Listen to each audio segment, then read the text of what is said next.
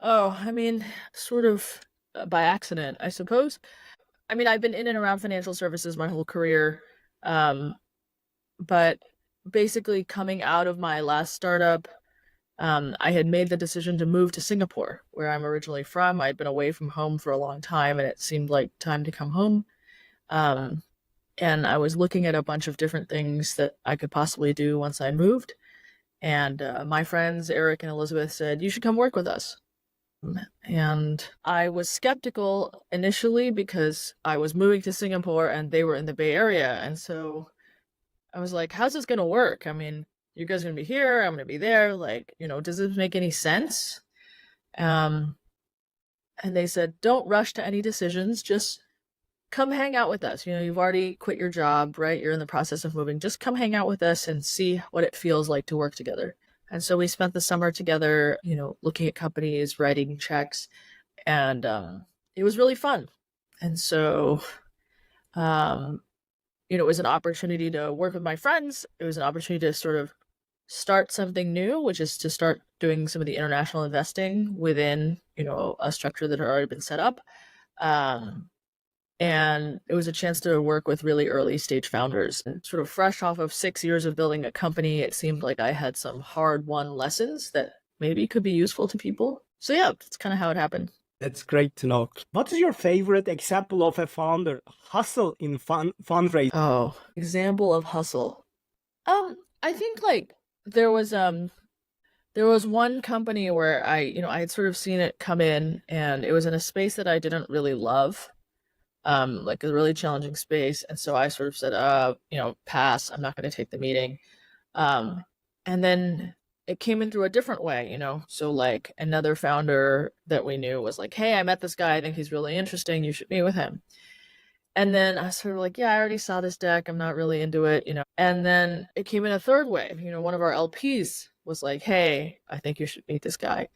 And so I think there is this aspect of like, if you can get enough people to say, hey, I think it's worth the time to meet, and vouch for you, then you have a kind of like a higher shot at getting the meeting versus just like, the deck cold. Um, and so, this guy had found like lots of different ways to get in touch. And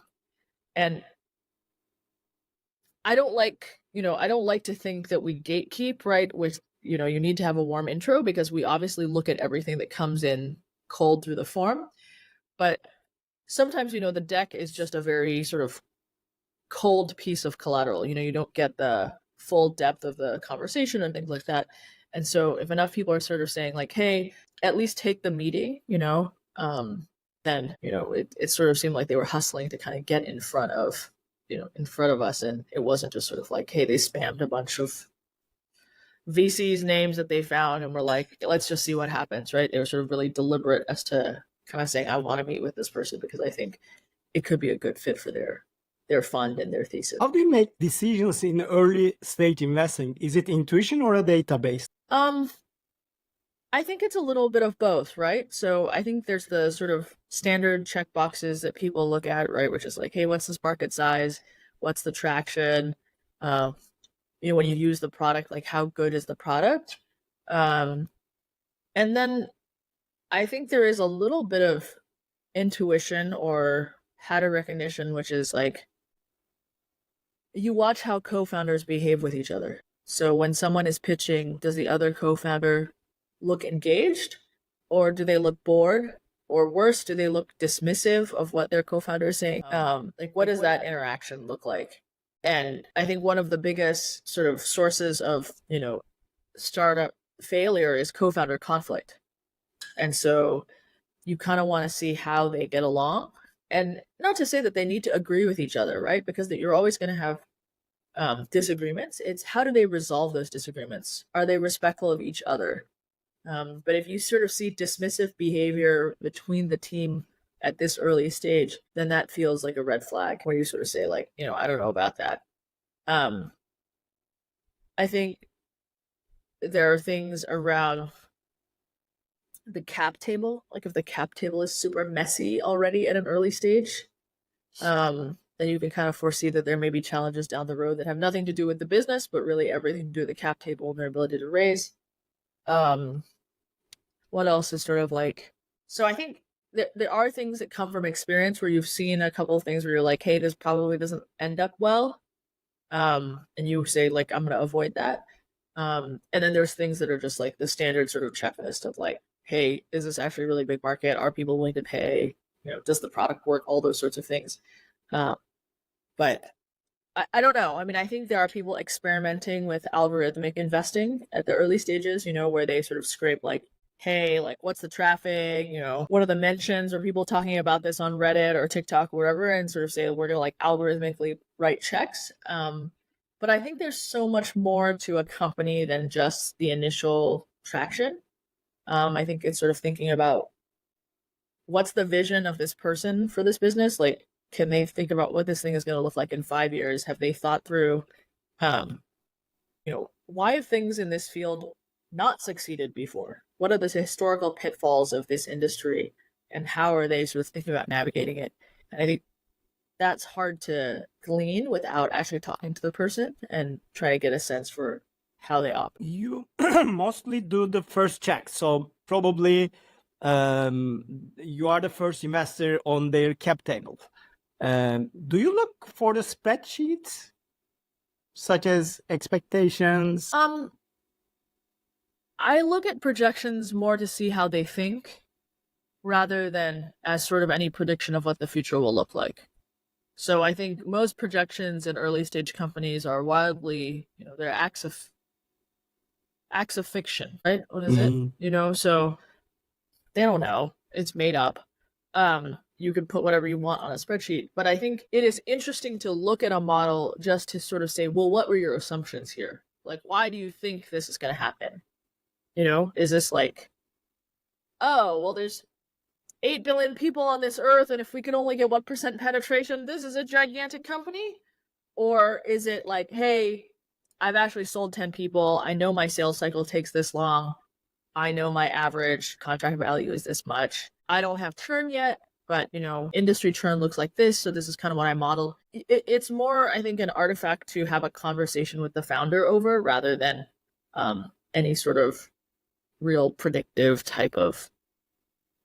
What is the startup metric is most overvalued? So I think it varies by business, right? I think probably wait list.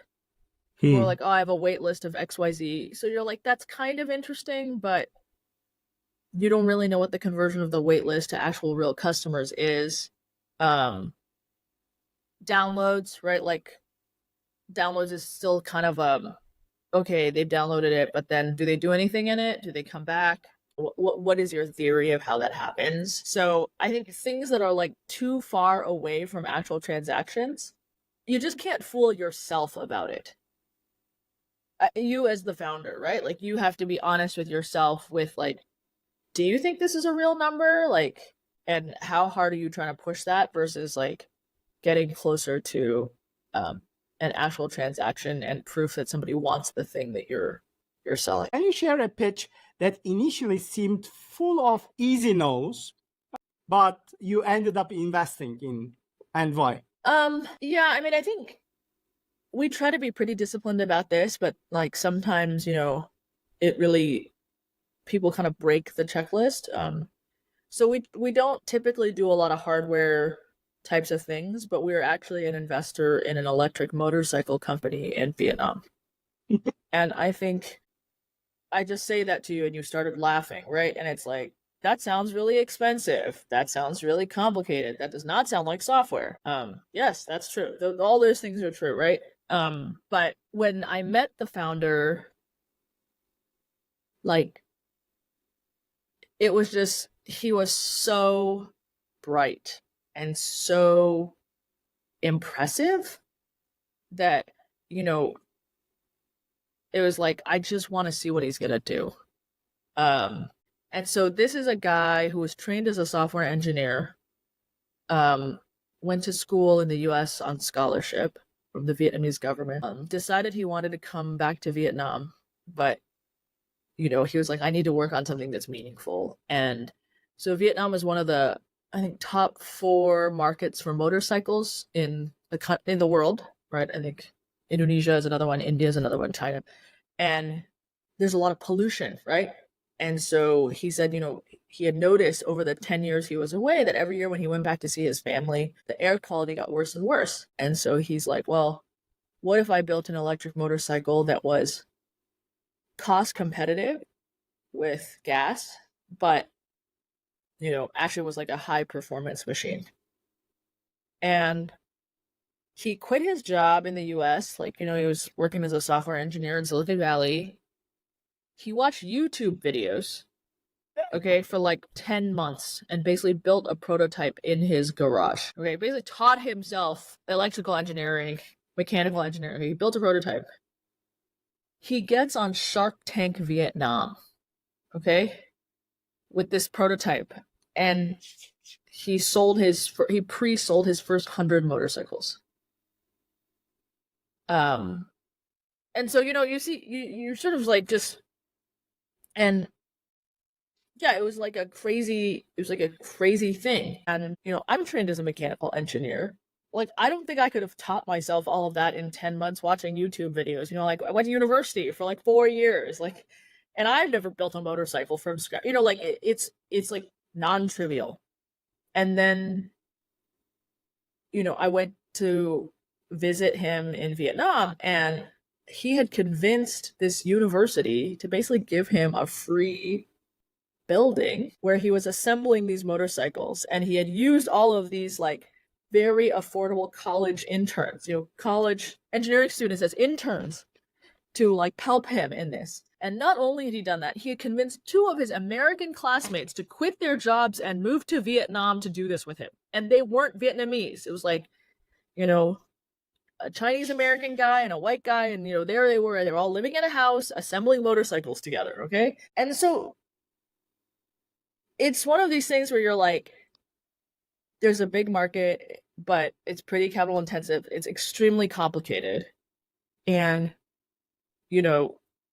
but this person has managed to like do something quite cost effectively, has attracted talent, is very like ingenious, has like marshaled his small resources to do a lot of things. And so that, I think, is something that kind of like, yeah, on the face of it, you're just like, no, why would I ever do this? But he got motorcycles into market with less than $1 million. That's a great story. You could buy them in Vietnam. And I went and I rode the bike, and it is I'm not even like a motorcycle enthusiast, like and it's a wonderful experience. Like, it's very smooth. It's like a nice, and it's like his attention to quality. Like, if he gets something and it's not at the quality bar he wants, he will figure out how to get it there. So he tests every battery cell that he buys before he puts it into a bike. And he's, automated the process to do it. And so I went to see his factory last year, and so they don't work at the university anymore. They've moved to like a proper, factory, and, they're putting things off the line, and it's crazy. It's actually insane what they've done. Are you the first Czech in this company? I have to check with. I might be the first institutional Czech. I think he had some angel checks, and then he's raised way more money since then, obviously. And that's been really important to the story. But it's and it's it's still early.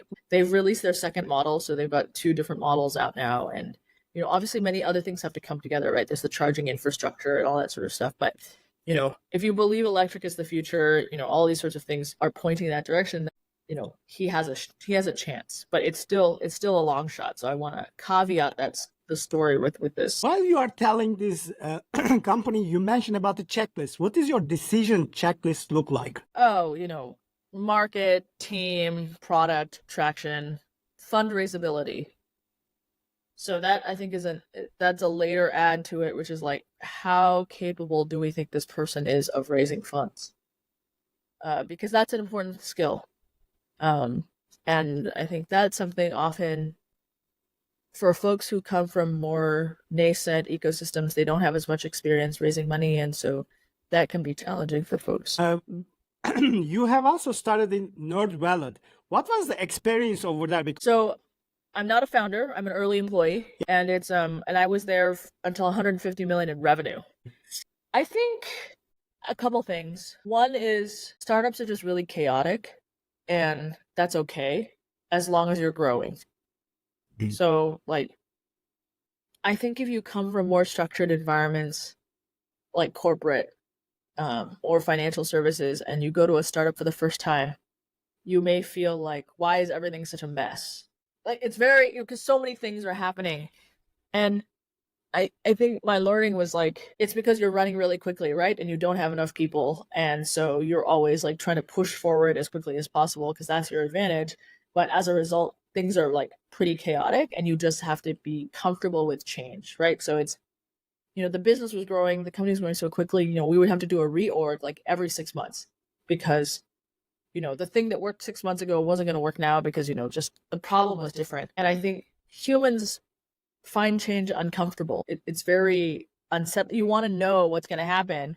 And then when you're like, oh no, like, okay, you used to report in here, but now you're going to report in here because we're trying to optimize this different communication stack. I think that it can be really unsettling for people. And so you need to like, be comfortable with it yourself, but you also need to hire people that are comfortable with it. I think that's like, one is just like chaos. And then the second, I think, is really the importance of focusing on what is important. There's like a million things to do in a startup, but really only one or two things are existential. And so, do you know what those one or two things are? Does your team know? Are they focused on the one or two things that are existential? Because part of the chaos is like you need everyone to row in the same direction. And so, I think being really clear about what the important things are and then spending the time and effort to communicate what the important things are to your team and making sure they're all aligned on that is important.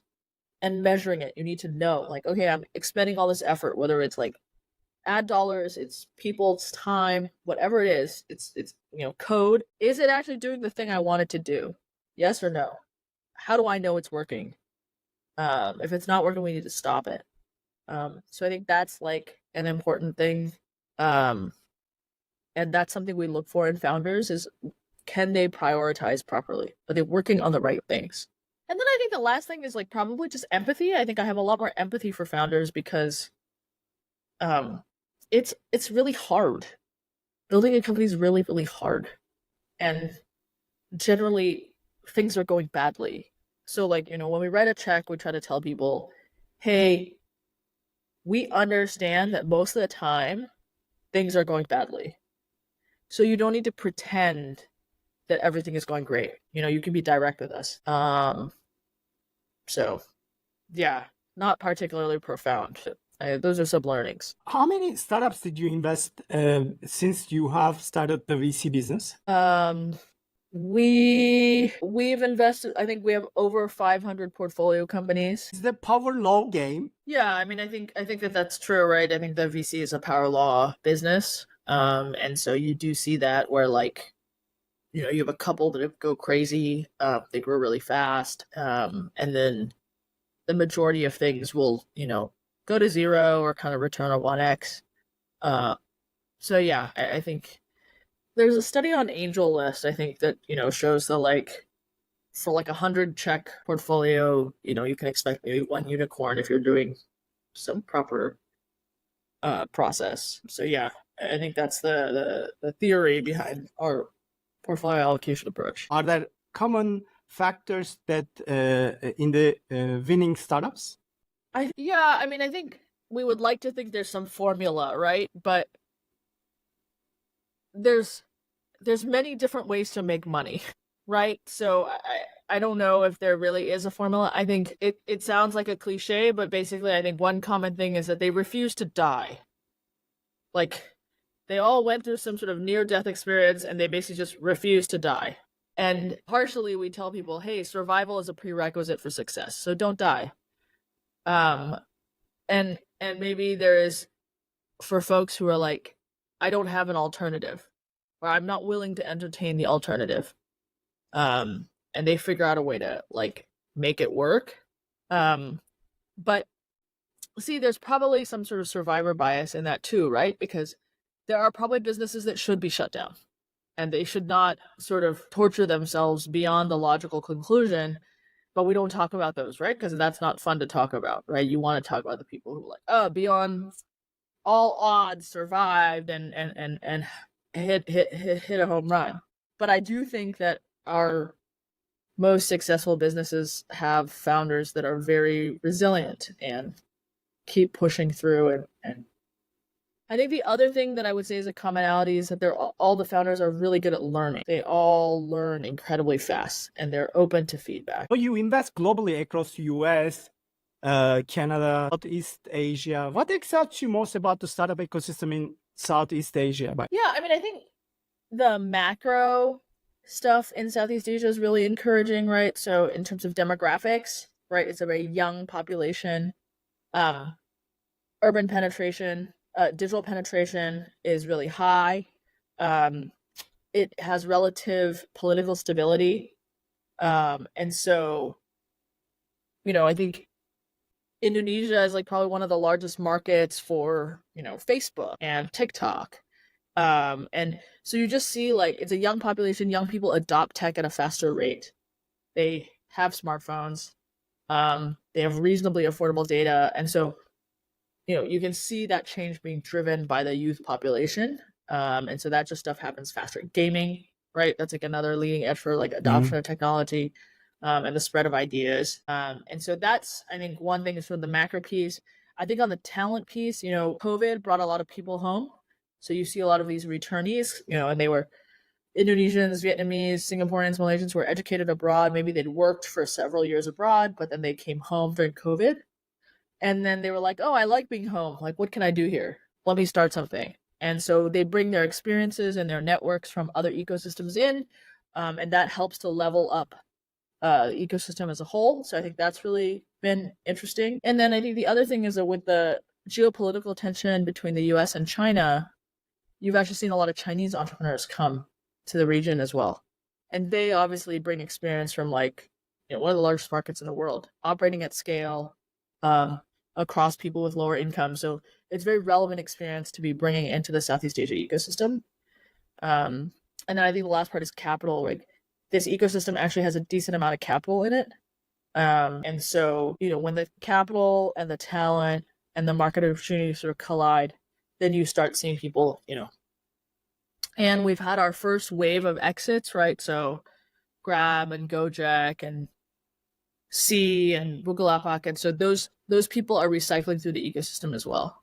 And so that's just like our first wave of recycling, versus the Valley, which is like 7-8 waves, right? Of all that talent going through. And we're just really in our first cycle of them. So I think we're kind of in the early innings of Southeast Asia's growth as an innovation ecosystem. What's a cultural difference between these countries while you are investing and also during the investment period? What do you see different kinds of entrepreneurs? Do they look similar? I mean, I think at the core of it, founders are optimists, right? So I think that's a similarity you see across markets, right? You have to be a little bit crazy to start a company. Otherwise, like, why would you sign up for all of that pain? You need to have a belief, right? That is like slightly irrational. I would say like, I don't know if it's cultural. I mean, maybe it is, which is, I think often I find Southeast Asian founders are a bit less willing to tell you bad news. They want to tell you good news. And so you need to spend time building the relationship so they feel comfortable telling you the bad news. And I think part of it is the nascency of the ecosystem is that a lot of people just haven't seen scale yet. And so I don't know whether it's they don't dare to dream that big yet, or they haven't seen it, so it's like hard to think about what that might look like. What advice should you give to the startup founders, especially who faced rejections from the investors? I mean, rejection is just part of life, right? So you're gonna get rejected a lot, and you don't need everyone to love your thing. You just need one person to love your thing. And so fundraising is a sales process. So just treat it like, you've got a funnel, you've got leads, you're pushing them through the sales process. I think that's kind of part of it. And I think that like VCs are human and fallible, right? Just because they said no doesn't mean it's a bad idea, it's a data point for you to consider, but it just may mean that like they don't understand the market the way you understand it. I think I often tell people to do the thought experiment of what would they do if investors didn't exist? Like, would you just give up and go back to your day job? Or what other solutions might you find for the thing that you want to do? And so I think some people get really caught up in the exercise of fundraising because so much of the content online is about fundraising. I tell people, did you start a company to raise money or did you start a company to make money? And so hopefully you started it because you want to make money. And so then I think the first step to making money is like, okay, who's the customer? What can I make for them that's going to make them pay me? And the cost of making software today is so low that, I actually think people can make a fair amount of progress without raising money first, just to prove to themselves, really, like, do I have something that someone's going to pay me for? I just wrote a small check to a company where the founder had been working her day job and building and selling nights and weekends with her brother. And she sort of set herself a goal that she wasn't going to quit and go full-time in the business until, they had hit a certain ARR threshold to prove to themselves there was a business here. And so this isn't like the 90s, right, where you need $5 million to buy racks before you can ship anything. So I think like for most people kind of in the software space, like you can make a lot more progress than you think without, first having to go, because when you don't have anything to show, you're basically asking people to like, hey, take a bet on me. I have nothing, right? Like, and so that's like a really hard ask versus saying like, look, I made a thing. I have 10 customers. They like it. Here's what they say about it. They're paying me. Then it's much easier to be like, hey, make a bet on me. So I would like to founders or fundraising, I always say, put yourself in the investor's shoes. Would you give you money? And if not, then, say why? Like, what else do I need to validate before I think people should give me money? So is there a dark side or untold truths about the venture capital system in US? I'm sure there must be. I think if you think about the history of venture capital, it started with like, the Department of Defense and, back in the, Stone Ages where people were making, control chips for rockets and weapons and storage, semiconductors. Like if you kind of go back and you read the history of the Valley and venture capital, it was that you were raising money because you had some upfront capital expenditure, and then the belief was on the back end, once you achieved your technological breakthrough, you had basically almost zero marginal cost to sell things, right? That's the payoff profile of a venture capital investment. And I think in emerging markets, that's not always true. A lot of the times in emerging markets, people aren't necessarily pushing technology breakthroughs. They're saying, I'm going to run a tech-enabled service, and it is going to be more efficient than what exists, but it doesn't have that same characteristics of like, you have like 100% gross margin. You're not selling pure software at the end of the day. So I think this is the challenge with copying and pasting without thinking about what you're copying, is that like software fundraising models don't apply one-to-one with tech-enabled services. And the markets are different, right? Like the US is like the world's biggest, deepest market. You launch something in the US, everyone there has what? What's the per capita GDP there? It's like 60K, right? That doesn't necessarily translate if you're like per capita GDP is $4,000. And so I think like people need to think about that. Like it's less about the fundraising and it's more about like, does this business work in my context? And if it's different, should it be venture capital backed or not? Venture capital is a very weird and specific asset class. There's many other ways to raise money that are not venture capital. And so I think thinking a little bit about that can always be helpful. What are the books or blog posts or newsletters you recently read, by the way? I listen to a lot of podcasts. And I listen to a lot in sort of business history. So I think if you can read or understand more about business history, then you have more mental models to apply to what you're looking at today. And so I really like Acquired a lot of deep dives on iconic businesses. They've done a lot on like Nvidia, TSMC, but also like consumer businesses like LVMH, Costco, and they talk about, okay, what was the distribution strategy? What was pricing? How did they think about competition? And so I think those are all kind of like interesting mental models around business. And I think business is, my new thing is like a business is a box. You put $1 in and you want more than $1 to come out the other side of the box. So how should you design this box? What's going on inside this box, right? And I think the more you could be a student of business, then the more appreciation you have for what makes a good business or a bad business or a mediocre business. And then, I'm a nerd, so I really like this economics podcast called Odd Lots, where they discuss like current economic trends, like why is the cost of natural gas going up right now? Or like, why is there a blockage in Long Beach port? Like, what's happening with shipping? And so that's like a little bit more current affairs-ish, but with an economics lens. So yeah, I generally read a lot, read and listen to a lot of like business history books. Do you still teach in the university? I don't. I used to teach a class. It's a lot of work. And so I don't do that anymore. I help out sometimes with selection panels for their incubators and accelerators at universities, and I mentor at a couple of universities, but I don't teach a class. If you go back when you graduate, what advice should you give your younger yourself? Oh man, take more risk. I should have taken more risk. But I think everyone has a different situation, right? So I was a foreign student in the US. I needed a job that had a visa to stay. Startups don't tend to give visas if they're very early. You need to work for a bigger company that will apply for the visa for you, right? But yeah, I think I probably could have taken more risk earlier in my career. I didn't do a startup until my 30s. Right? And that's like 10 years I could have been doing startups, right? So I think you should like take more risk. You should. When you're earlier in your career. And like, the other thing I wish I had done more of is I didn't realize you could write small angel checks. Like I thought you needed a lot of money to do angel investing.